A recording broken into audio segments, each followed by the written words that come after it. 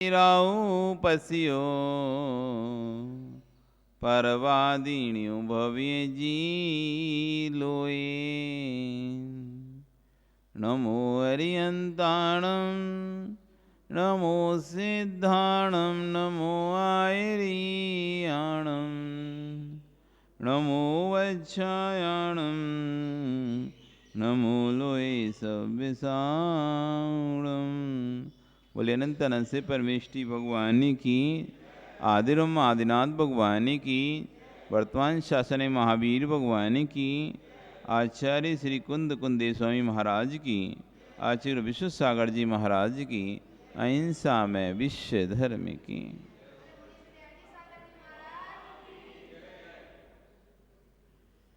भवबंधु, वर्तमान शासनिक वर्धमान स्वामी के शासन में पास प्रभु की चरण निश्रा में बैठकर हम सभी जिन देशना का क्षण कर रहे हैं। कल यहाँ पर आचार्य भगवान अपनी देशना में दृढ़ संकल्प शक्ति है तो कोई भी हिला नहीं सकता, इस विचार बात पर चर्चा कर रहे थे कि आपके अंदर इच्छा शक्ति यदि मजबूत है कोई भी कार्य कर सकते हो। संकल्प शक्ति यदि कमजोर है तो छोटा सा कार्य भी नहीं हो सकता, और संकल्प शक्ति मजबूत है तो व्यक्ति पर्वत चढ़ सकता है। घर के जीना चढ़ने में पैर के घुटने दर्द होते हैं, घर के जीने चढ़ने उतरने में पैर के घुटने दर्द होते हैं, उसमें लिफ्ट चाहिए होती है, उसको लिफ्ट नहीं होगी तो हम नहीं चढ़ेंगे। लेकिन वही व्यक्ति सम्य शिखर के पर्वत को चढ़ जाता है। जो घर के जीने नहीं चढ़ पा रहा है वह सम्य शिखर के पर्वत को चढ़ जाता है। संकल्प शक्ति मजबूत हो तो, और संकल्प शक्ति कमजोर है घर के जीने नहीं चढ़ पाओगे, आप घुटने दर्द करने लगेंगे। जगत में शरीर की शक्ति कोई महत्वपूर्ण नहीं है। आपके अंदर शरीर में कितनी शक्ति है, आप कितने मोटे हो, हट्टे काटे हो, ये कोई महत्व नहीं है इससे। जिसके अंदर संकल्प शक्ति है वो दुबला पतला भी अब उपवास करता है 10-10, और मोटा आदमी एक समय भोजन करके नहीं रह पाता। उत्साह शक्ति है, संकल्प शक्ति है, दृढ़ शक्ति है तो कोई भी हिला नहीं सकता है। जिसकी संकल्प शक्ति ढीली है उसे कोई बचा नहीं सकता। आवश्यक नहीं कि आप पूरा पालन कर पाए, ये जरूर नहीं है कि आप जो व्रत है नियम है उसका पूरा पालन कर सकते हो, पूरा पालन कर पाए। जितना भी कर रहे हैं उतना दृढ़ संकल्प के साथ करें। जैसे कहते हैं ना, जो आपके पास है उसमें खुश रहो। जरूर नहीं है कि संपूर्ण जगत का वैभव आपके पास आए तभी आप खुश रहोगे। जो आपके पास है उसमें खुश रहो। ऐसे जो संकल्प, जो व्रत आपके पास है, जो नियम, ये मत सोचो कि अभी मैं मुनि नहीं बन पा रहा, मैं मुनि नहीं बन पा रहा, मैं व्रती नहीं बन पा रहा, मैं पितमा नहीं ले पा रहा। अरे जो है उसी को पहले संकल्प के साथ पालन करो, दृढ़ता के साथ पालन करो। ये देव दर्शन का ही नियम है आपका, नहीं है आपके बहुत सारे नियम। सोले के भोजन करने के, रात्रि भोजन त्याग के, अभक्ष खाने के त्याग का कोई नियम नहीं है आपका।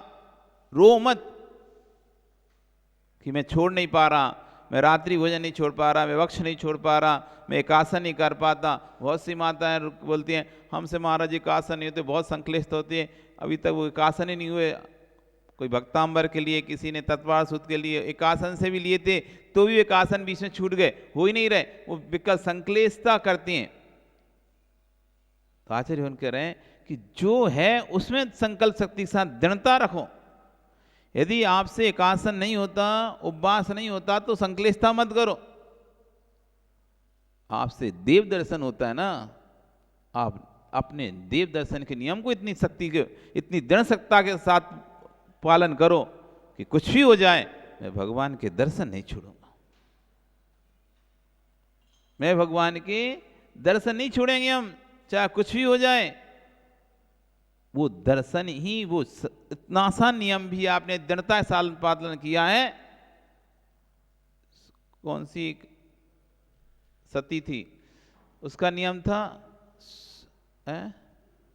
रतन चढ़ाने का, मनोरमा, मनोवती, क्या था उसका नियम? गजमोती। जब तक गजमोती नहीं चढ़ाएंगे तब तक आहार नहीं करेंगे। अब शादी हो गई, उसकी मायके में थी, जब अपने घर में थी तब तो पिता खूब देता रहता था, तो खूब चढ़ाती थी मस्ती से। लेकिन अब शादी होकर आ गई, अब वहां कैसे बोले कि गजमोती चाहिए, तब जाकर हम गगदनी तब जाकर हम भोजन करेंगे। पहला दिन निकल गया, लोगों ने सोचा चलो ठकान मकान होगी इसलिए नहीं खाया होगा खाना। दूसरा दिन भी निकल गया, उसने दूसरे दिन भी खाना नहीं खाया, तो सोचा होगा चलो अब दूसरे दिन कुछ और थकान होगी। 30 दिन भी खाना नहीं खाया। तब फिर पता किया हो कर आखिर बात क्या है, ये खाना क्यों नहीं खा रही। तब पता चला इसका नियम है, जब तक गज मोती नहीं चढ़ा लेगी भगवान के सामने तब तक मुख में पानी भी नहीं रखेगी।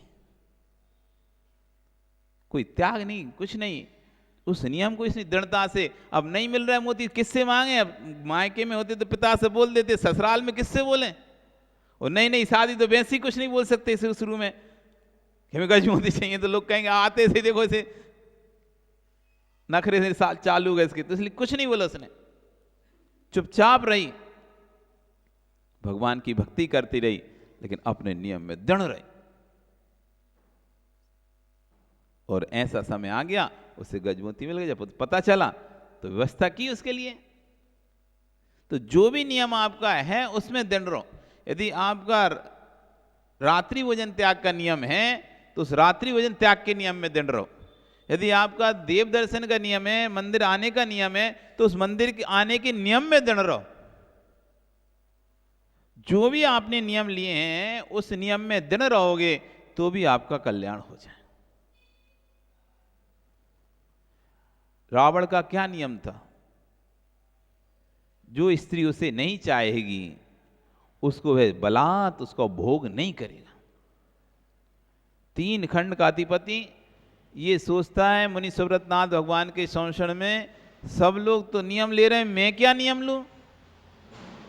सब लोग तो नियम ले रहे हैं, मैं क्या नियम लूं? सोचते सोचते अरे मैं 3 खंड का अधिपति, मुझसे कौन स्त्री शादी नहीं करना चाहेगी? मेरी कौन स्त्री रानी नहीं बनना चाहेगी? जिसको मैं कहूंगा वो तैयार हो जाएगी। तो अब नियम ऐसा ले लो जो जरा सा छोटा सा भी हो, पालन भी हो जाए। तो उसने ले लिया कि जो स्त्री मुझे स्वीकार नहीं करेगी मैं उसका भोग नहीं करूंगा। काल निकल गया, समय निकल गया, सीता का अपहरण हो गया और वो सीता को निवेदन करता है, लेकिन सीता स्वीकार नहीं कर रहे। कई लोगों ने सलाह दी तुम तो 3 खंड के अधिपति हो, बलवान हो, वो तो बल अबला है, उसका नाम ही नारी अबला है, तुम तो उसे अपने बल से अपने बस में कर लो। कहा नहीं, नियम मैंने भगवान के संरक्षण लिया है, अब वो तो मैं पालन करूंगा। मैं उसे मनाने की कोशिश करूंगा, उसे खूब मनाया, लेकिन वो नहीं मानी, लेकिन उसने अपना नियम नहीं तोड़ा। जो छोटा सा नियम लिया था उस पर दृढ़ रहा। जितनी संकल्प शक्ति अधिक होगी उसे कोई हिला नहीं सकता। कई लोगों ने बोला उसे, कई ने बोला, लेकिन उसने किसी की नहीं सुनी। नहीं, वो नियम तो नियम। इतने सारे पुत्र मारे गए, पोते मारे गए, तब लोगों ने कहा अरे वो तो शत्रु है, वो इतना तुम्हारा घात कर रहा है, तुम सीता का घात करो। नहीं, तुम बदला लो। नहीं, वो नियम है, जब तक वो नियम नहीं छोड़, चाहे वो मेरे पूरे वंश को भी क्यों ना मिटा दे राम, लेकिन हम अपना नियम नहीं तोड़ेंगे।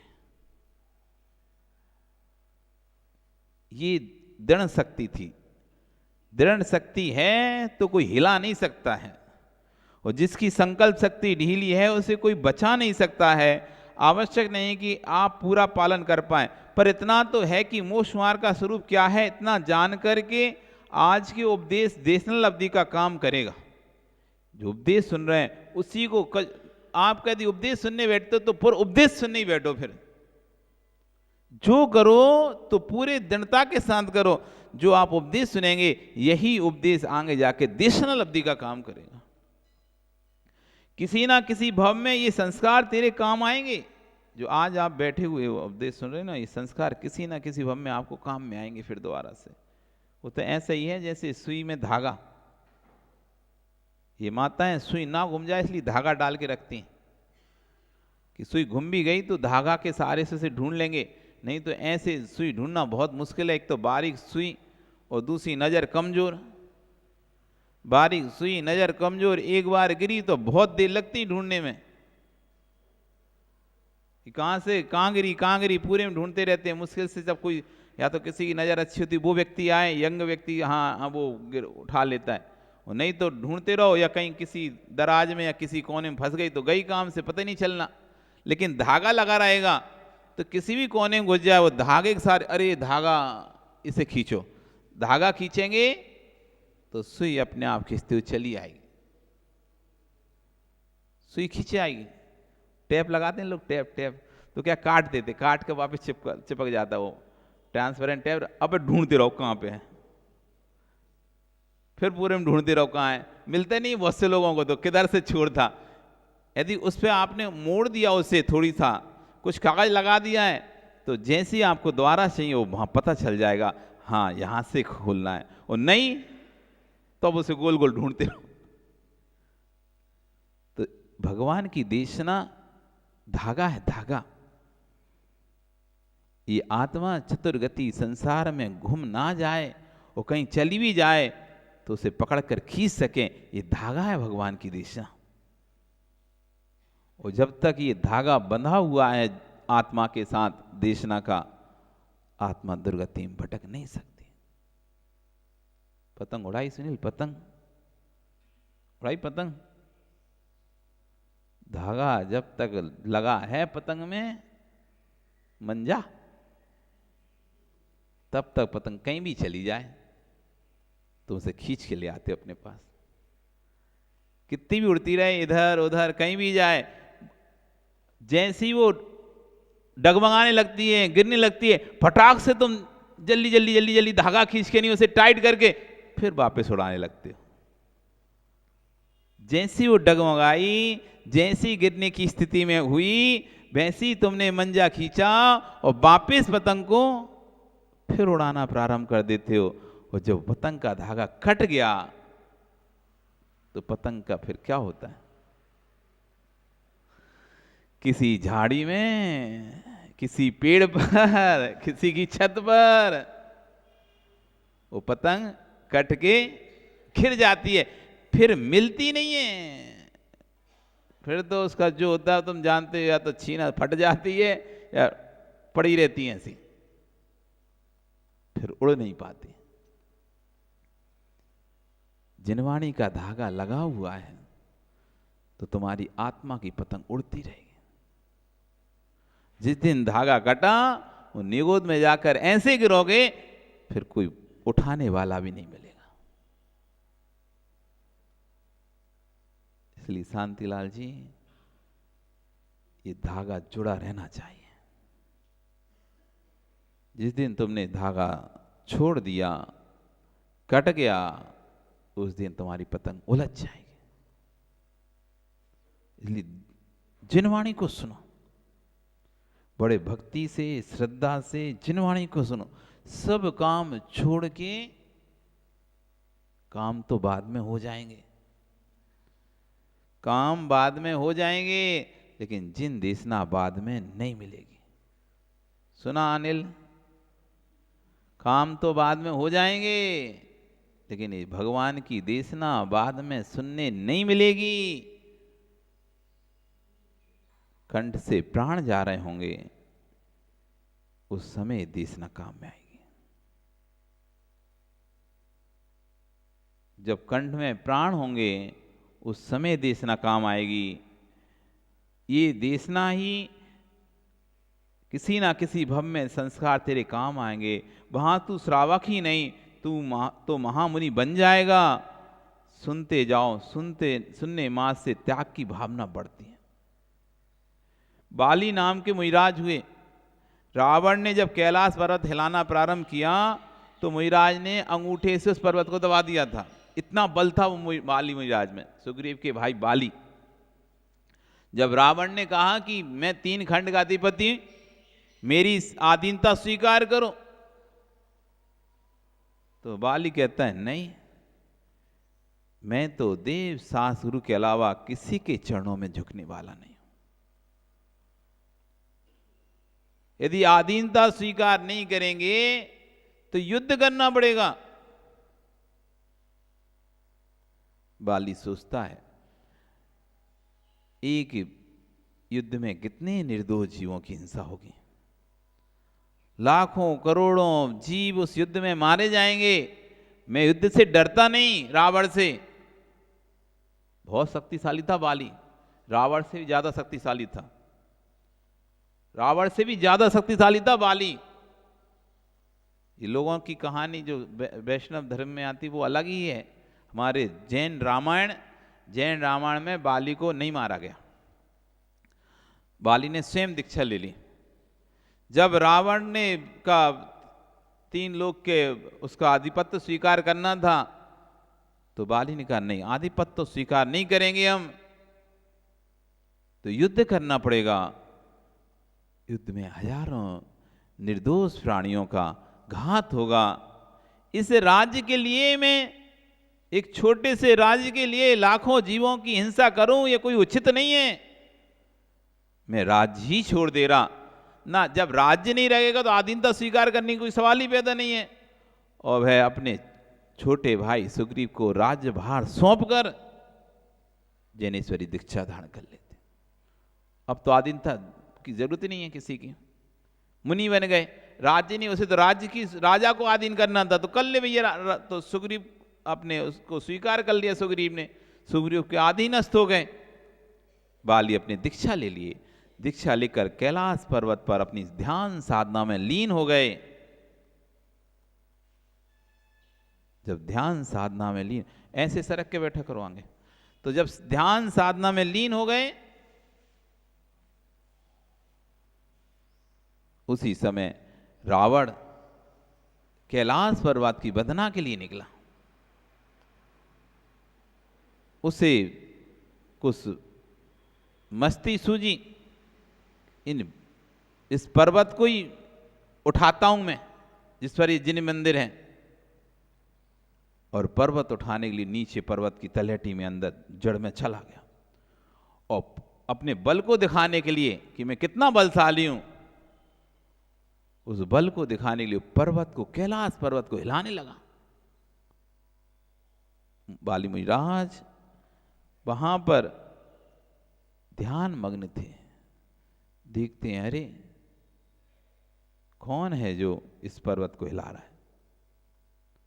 अवैध ज्ञान से जान लिया रावण, अरे पर्वत हिलेगा, ये चैत्यालय, ये सब नष्ट हो जाएंगे। और उन्होंने बैठे बैठे अपने अंगूठे से पैर के पर्वत पर थोड़ा सा जोर दिया, पर्वत वापस जाके स्थिर हो गया और रावण उसके नीचे दब गया। अब चिल्ला रहा है, रो रहा है, बचाओ बचाओ। मंदोदरी भी थी वहीं पर। मंदोदरी देखती है, महाराज बात छोड़ दो मेरे पतिदेव को, आप अपने पैर का अंगूठा ढीला करो, नहीं तो मर जाएंगे, दब गए वो नीचे। तब जाकर मुनिराज ने पैर का अंगूठा ढीला किया। रावण का अभिमान चूर चूर हो गया। एक जो पूरी ताकत लगा रहा है उठाने में, और एक ने बस अंगूठे से ही दबा दिया। तब रावण को अपना घमंड चूर होते, तब मुनिराज के चरणों आके हाथ जोड़कर अपनी गलती की माफी मांगता है। मैं तो समझ रहा था मैं 3 खंड का अधिपति, सबसे शक्तिशाली व्यक्ति, मुझे क्या पता था आप तो मुझसे भी ज्यादा शक्तिशाली हैं। नमस्कार करके चला जाता है। वो ताकत बाली में आई कहां से? इतनी ताकत वो बाली मुहिराज में आई कहां से? तो कह रहे हैं कि वो बाली नाम के मुहिराज हुए। रावण ने जब कैलाश पर्वत हिलाना प्रारंभ किया तो मुहिराज ने अंगूठे से दबा दिया। इतना बल कहां से आ गया उनमें? ये मुहिराज कौन थे? पहले भव में हिरण थे। अब सोचो, हिरण मृग, जिस भव में वो मृग थे, उस मृग की क्या ताकत है उस मृग में बताओ? सिंह के एक पंजे पर अपने प्राण गंवा देता है वो मृग। जंगल में एक बीतरागी तपोधन मुहिराज अपने कंठ से जिनवाणी का पाठ करते थे तो संगीत प्रेमी हिरण आकर खड़ा हो जाता था। जंगल मुहिराज जब पाठ करते थे ग्रंथ का तो हिरण, उसे अच्छा लगता था संगीत, तो वो जाकर उनके पास खड़ा हो जाता था, वो पाठ को सुनता था बस। हिरण जब जिनवाणी सुन रहा था, धवला जी सटखंड आदि पहली पुस्तक में लिखा हुआ है, जो जीव श्रद्धा पूर्वक शुद्धि पूर्वक अरिहंत के उपदेश को सुनता है, वह असंख्यात गुण श्रेणी कर्म की निर्जरा करता है। इसलिए नवीन काम वाम बाद में किया करो, जो करना है पहले कर लिया करो। लेकिन जिनवाणी जब शुरू हुआ करे, बिल्कुल पहले से सावधान होकर बैठ जाएगा। जो श्रद्धा पूर्वक शुद्धि पूर्वक सठखंडावन धवला, जो कि हमारे सबसे बड़े ग्रंथ माने जाते हैं, उनमें लिखा है जो शुद्धि पूर्वक श्रद्धा पूर्वक अरिहंत का उपदेश सुनता है, वह असंख्यात गुण श्रेणी कर्म की निर्जरा करता है। असंख्यात गुण श्रेणी कर्म यानी अनंत भवों के कर्म एक क्षण में नष्ट कर देता है, ऐसा समझ लो इसका। तुम अगर सरल भाषा में समझना, असंख्यात गुण श्रेणी निर्जरा से मतलब मान लो अनंत भवों के कर्म क्षण भर में नष्ट कर देता है। जो असंख्यात गुण श्रेणी कर्म निर्जरा करता है, जो अरिहंत को उपदेश सुनता है, असंख्यात गुण श्रेणी कर्म की निर्जरा करता है, उस मृग ने मुहिराज का पाठ सुनते सुनते ऐसे पुण्य का बंद किया, इतने कर्मों की निर्जरा की कि अगले भव में वे बाली हुआ। जो करो श्रद्धा के साथ करो। वो हिरण सुनता था बड़ा श्रद्धा के साथ, जिसके शरीर में ताकत नहीं थी कोई भी, ऐसा हिरण अगले भव में उस जिनवाणी से ऐसा पुण्य का बंद किया, इतना बलशाली हुआ कि अंगूठे से सुमेरु कैलाश पर्वत को दबा दिया। इतना बल था, रावण से कई गुना बल था उसमें। यदि रावण से युद्ध करता ना तो रावण जीत ही नहीं सकता था, उससे जीत ही नहीं सकता था, इतना बल था उसके अंदर। बाली मुहिराज हुआ। बाली मुहिराज होकर इतना बल मिला कि कैलाश पर्वत पर स्थित 72 जिलों की रक्षा में कितना बड़ा उपक्रम किया, अपने पैर का अंगूठा दबा दिया। इतने में बेचारा रावण रो पड़ा। रावण का नाम रावण नहीं था, पर वहां जब बाली मुहिराज ने अंगूठा दबाया वह रोने लगा, इसलिए उसका नाम रावण बन गया, इसलिए उसका नाम रावण हो गया। इसलिए जिनवाणी को तत्व को प्रीति पूर्वक सुनना। आप भी कभी प्रवचन करो तो ज्ञानी बनकर कभी मत करना, भव्यों का कल्याण हो ऐसा विचार करके प्रवचन करना। आचार्य समझा रहे हैं शिष्यों को, श्रावकों को, दोनों को बोल रहे हैं कि कभी आप जब प्रवचन की गद्दी पर बैठें तो प्रवचनकार बनकर नहीं बैठें, श्रोता बनकर बैठें। वक्ता बनकर नहीं बैठें, श्रोता बनकर बैठे प्रवचन गद्दी पे। जो दूसरों को सुनाए वे स्वयं भी सुने, जो दूसरों को सुनाए स्वयं भी सुने। जब आप श्रोता बनकर बैठोगे, श्रोता बनकर बोलोगे तो हृदय से बोलोगे, और वक्ता बनकर बोलोगे तो दूसरों को प्रभावित करने के उद्देश्य से बोलोगे। श्रोता बनकर बोलोगे तो स्वयं सुनने के उद्देश्य से बोलोगे, तो हृदय से बोलोगे। और जहां वक्ता बनकर बैठे तो स्वयं सुनने का उद्देश्य वहां नहीं रहता, दूसरों को सुनाने का उद्देश्य वहां पर रहता। कल महेश बोल रहे थे, महाराज जी आप प्रवचन कर रहे थे तो ऐसा लगता है जैसे कि बिल्कुल उसी में डूब गए हो। जब तक डूबेंगे नहीं तब तक भाव आएगा ही नहीं। यदि भाव वैसा आना है तो आपको उसके अंदर डूबना पड़ेगा, बिना डूबे भाव नहीं आ सकता। वक्ता बनकर मत बैठना, श्रोता बनकर बैठना। जो तुम दूसरों को सुना रहे हो वह स्वयं को भी सुनाना। विश्वास मानना, जो विशुद्धि सामयिक में आती है उससे अधिक विशुद्धि प्रवचन में आती है। सामयिक विशुद्धि नहीं आती उतनी, क्योंकि सामयिक में तो क्या हम अकेले रहते तो हमारा ध्यान जरा जरा में कहीं इधर चला जाता है, उधर चला जाता है, उधर चला जाता है। लेकिन प्रवचन काल में हमारा ध्यान एकाग्र रहता है। सामान्य हम सामयिक बैठे हैं, घर में अकेले बैठे हैं, माला फिर रहे हैं। आप देखो ना, जब माला फेरते हो तो कितनी जगह ध्यान जाता है आपका, कितनी बातें याद आती हैं। लेकिन अभी प्रवचन सुनते सुनते कोई बात ही याद नहीं आ रही, कोई और विषय ही दिमाग में नहीं गूंज रहा, सिर्फ बस सुनना है। क्या बोल रहे हैं, सुन रहे हैं। कोई भी इधर उधर के संकल्प विकल्प की, ठंडी गर्मी के विकल्प हों, गाड़ी चलने के विकल्प हों, लोगों के आने जाने, कुछ ही विकल्प दिमाग में नहीं है। घर में क्या चल रहा है ना तो ये विकल्प है, मंदिर में क्या हो रहा है ना ये विकल्प है, कौन क्या कर रहा है ना ये विकल्प है। नहीं तो एक माला फेरो तो आपको सारे विकल्प आ जाएंगे। कौन थाली उठा रहा है, कौन प्लेट उठा रहा है, कौन हाथ धो रहा है, कौन कटोरा उठा रहा है, ये सारे विकल्प दिखेंगे तुम्हें। कौन क्या चढ़ा रहा है एक माला फेरते फेरते, कौन आया, कौन ने एंटर किया, कौन ने किस तरह से दर्शन किए, कौन ने कहाँ पर गलती की, कौन ने कहाँ नहीं की, वो सारी चीजें वो माला फेरते फेरते दिखेगी आपको। लेकिन आंख अभी भी खुली है, आंख तब भी खुली थी। माला फेर रहे थे आंख तब भी खुली थी, प्रवचन सुन रहे हैं आंख अब भी खुली है, लेकिन अभी कुछ दिखाई ही नहीं दे रहा, अभी कुछ दिखाई ही नहीं दे रहा। उससे ज्यादा सामयिक से ज्यादा विशुद्धि बनती प्रवचन में, एकाग्र हो जाता है मन,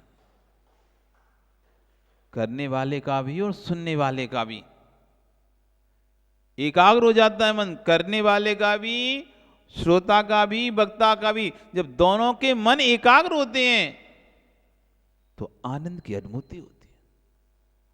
आप कुछ करते रहो, उठाधरी करते रहो, पढ़ते रहो, कुछ करते रहो, तो ना आपको आनंद आएगा ना बोलने वाले को आनंद आएगा। आप अपने काम में लगे रहोगे तो बोलने वाला भी उदासीन रहेगा, तो ना वो दिल से बोलेगा ना आप दिल से सुनोगे। और जब तक दिल से नहीं निकलेगी बात तो दिल में जाएगी नहीं, जब तक बात दिल से नहीं निकलेगी तो दिल को छुएगी नहीं। जो बात दिल से निकलती है वही बात दूसरे के दिल को छू जाती है। आप मजाक करते, मजाक एक सामान से मजाक करते तो बुरा ही नहीं लगता सामने वाले को, कितना ही तुम्हें तो उससे गाली भी देते रहो, ऐसा भी कुछ भी बोलते रहते हो मजाक में, हंसी मजाक में, अब शब्द में भी बात करते रहते हैं, तब भी उसको बुरा ही नहीं लगता, चलता रहता है वो। लेकिन कभी आप जब दिल से उसको बोलते हो उसको भी दिल पे लग जाती है। आपको बुरी लगी, आपको कुछ बुरा लगा और आपने उसको, आपको बुरा लगा अंदर से गहरा तक, आपने कि फिर जो शब्द निकले वो शब्द उसको जाके फिर चुभेंगे, पक्का चुभेंगे, वो दिल से निकल रहे हैं वे। बुरे शब्द भी चुभते हैं जब दिल से निकलते हैं, तो अच्छे शब्द भी अच्छे लगते हैं दिल से निकलते हैं। तो जो दिल से निकलता है वो दिल तक जाता है। आचार्य भगवान आचार सार ग्रंथ में उल्लेख करते हैं, साधु पुरुषों को साधु पुरुषों से ही संवाद करना चाहिए। जो साधु पुरुष हैं उनको साधु पुरुषों से ही संवाद करना चाहिए। फिर भी जो इधर उधर की ज्यादा फेंकते उनसे ज्यादा बात नहीं करना चाहिए। भावों की विशुद्धि खराब हो जाती है। अरे ना तुम जानते ना समझते, कहीं का ईंट कहीं का रोड़ा, भानुमति ने कुब्जा जोड़ा। अरे इधर की बात उधर की बात सारी जोड़ जाड़ के कह रहे, ना सिर है ना पैर उस बात का कोई भी। और उस बात को आप बार बार सुनेंगे तो आपके परिणाम खराब होंगे। दिमाग नहीं तुम में क्या, कैसी बातें करते हो। इसलिए साधु पुरुषों को साधु पुरुषों के साथ रहना चाहिए। जो समझदारी वाली बातें करो उसके पास बात बैठ के बातें करो। जो ना समझ की बातें करता हो इससे तो भैया बात ही मत करो, नहीं तो अपन और ना समझ हो जाएंगे। ये ना समझदारी वाली बातें नहीं करना। अब जो देख लिया ये व्यक्ति ना समझदारी वाली बातें करता है, कोई गंभीर बात नहीं है, हर बात हंसी मजाक, हर बात हंसी मजाक, ये साधु पुरुष नहीं। इसके पास रहेंगे हम भी इसके जैसे हो जाएंगे। इसके साथ बैठेंगे, इसके साथ रहेंगे तो हम भी इसी तरह के हो जाएंगे। इसलिए नहीं, गंभीर रहना है तो गंभीर लोगों के साथ रहो। साधु पुरुषों को साधु पुरुषों के साथ ही संवाद करना चाहिए। आचार्यों को दीक्षितों से बात करना चाहिए, अदीक्षितों से बात नहीं करना चाहिए। ज्ञानी हुआ कुछ नहीं, अपने कर्मों की निर्जरा करनी है कि नहीं। विश्वास करो, भोजन जल्दी वहीं पकता है जिस पर ढक्कन होता है। जिसका जितना ढक्कन बंद रखोगे उतनी बाष्प बनेगी, उतनी ऊर्जा संचित होगी, उतनी जल्दी गमन होगा। खाना बनाते हैं तो जितना खाना ढका रहता है जल्दी पकता है, और खोल के रख दिया तो नहीं पकेगा। ऐसे जितना अपन मौन रहेंगे, कम बोलेंगे, कम संवाद करेंगे, उतनी जल्दी अपन कल्याण कर लेंगे। इसलिए मुख का ढक्कन बंद रखो। जैसे कुकर का ढक्कन बंद रखते हैं तो फटाक से 3 सीटी में ही काम हो जाता है। और नहीं, तुम बार बार खोल खोल के देख रहे हो, खोल खोल के देख रहे, खोलते रहो, कड़क रहेगा, पकेगा ही नहीं चावल हो तुम्हारा। ढक्कन बंद है तो 3 सीटी में अनिल काम हो जाता है। 3 सीटी में काम हो जाता है। और ढक्कन खुला है तो आधा घंटा लग जाएगा, 1 घंटा लग जाएगा, पका भी नहीं, अधूरा अध पका रह जाएगा, अध कच्चा। ढक्कन बंद रखो। जो जैन है वह जिन हो सकता है, जो जैन नहीं है वह जिन भी नहीं हो सकता है। सताने वाला दूसरा हो सकता है पर दूसरा तेरे कर्मों का कर्ता नहीं है। जो सताने आया है वह कर्म नहीं है, वह कर्मोदय का कार्य दिखाने आया है, परंतु कर्म तूने किया था उसका उदय है। इसलिए उपसर्ग करने वाले को, उपसर्ग हरने वाले को, दोनों को साम भाव से दिखता है, उसका नाम है जैन। और जो जैन होता है वही बन पाता है जिन। जो जिन बनता है वही बनता है जिनवर, और जो जिनवर बनता है वही बन सकता है जिन वृषभ। जो जैन नहीं वो जिन नहीं, जो जिन नहीं तो जिनवर नहीं, और जिनवर नहीं तो वो जिन वृषभ भी नहीं। अब देख लो, आपको जी जिन बनना है, भगवान बनना है तो पहले जैन बनो। आचार्य कुंद स्वामी कह रहे हैं, धन धन आदि समझ दे। जैसे धन धन आदि समझ होने पर सुहा जहां होती सब जीवाणम, संसार के सभी जीवों को सुख की अनुभूति होती है। परंतु यथार्थ मानो, धन संपत्ति से जीव को भी एक क्षण को सुख मिलता है। जब घर में दिगंबर मुनि पधार जाते हैं, आप लोग तो अनुभव करते हो, हम लोग भी स्वयं वेदन करते हैं इस बात का कि श्रावक के यहाँ जैसे ही पड़गान होता है उसका चेहरा खिल जाता है। आप जाओ मध्य भारत में, चौके के चौके लगे हुए हैं, लाइन से पड़गाने खड़े हुए हैं, 100 लोग, 100 चौके, 150 चौके लाइन से खड़े हुए पड़गान के लिए। सब हमारे यहाँ जाएं, हमारे यहाँ जाएं, हमारे यहाँ जाएं, पड़गान कर रहे हैं। और जिसके यहाँ खड़े हो जाते हैं उसका चेहरा ऐसा खिल जाता है जैसे लाखों करोड़ों की निधि मिल गई हो। जैसे उसे बहुत बड़ा खजाना मिल गया हो, ऐसा उसका चेहरा खिल जाता है। उसके चेहरे की जो मुस्कुराहट होती है, बीमार व्यक्ति भी निरोगता का अनुभव करता है उस समय। बीमार भी है ना तो वो भी अपने आप को निरोग समझने लगता है। देखो अम्माओं को देख लो जिनसे बस की नहीं है, लेकिन घर में जब चौका लगता है हार घंटों घंटों खड़े होकर नहीं हार देती रहती है। वैसे खड़े नहीं हो पाते, तुरंत बैठने की लगती है, लेकिन वो हार देना है, अब हार देना है तो खड़ा होना ही पड़ेगा। तो एक गिरा दे, कोई कहता है बैठ जाओ, नहीं अभी नहीं बैठते, अभी और देना है।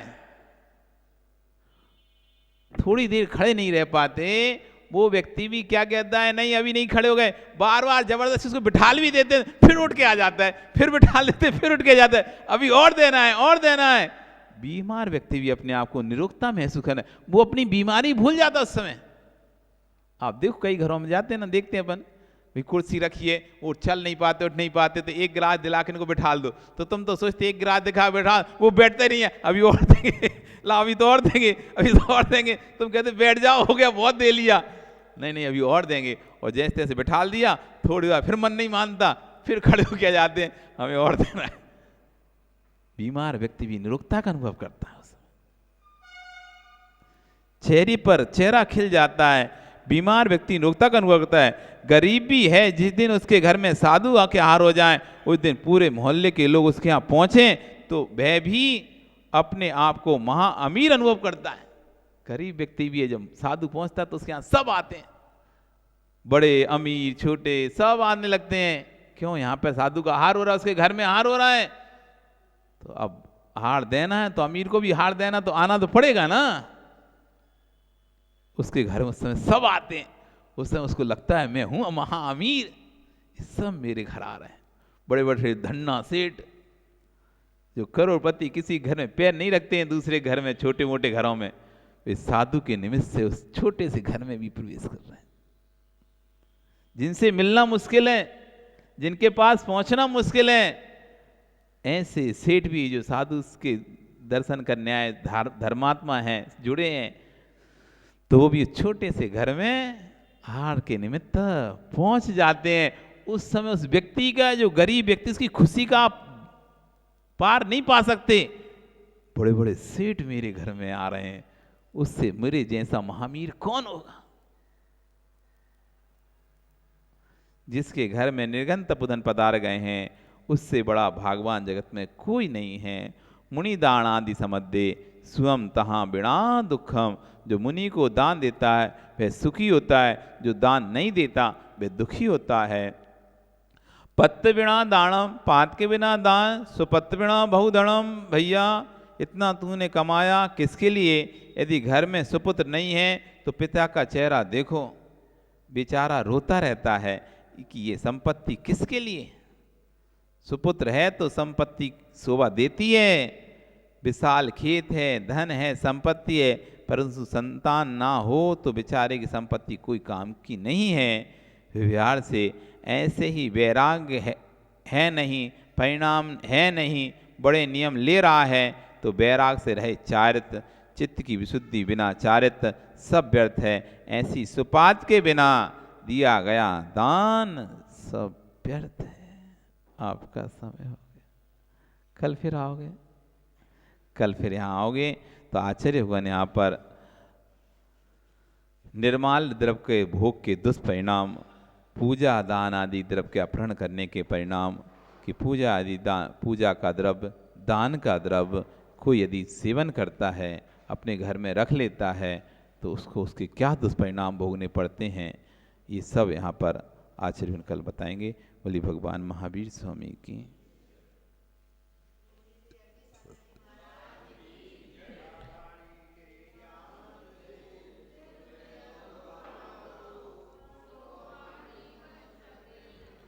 सदा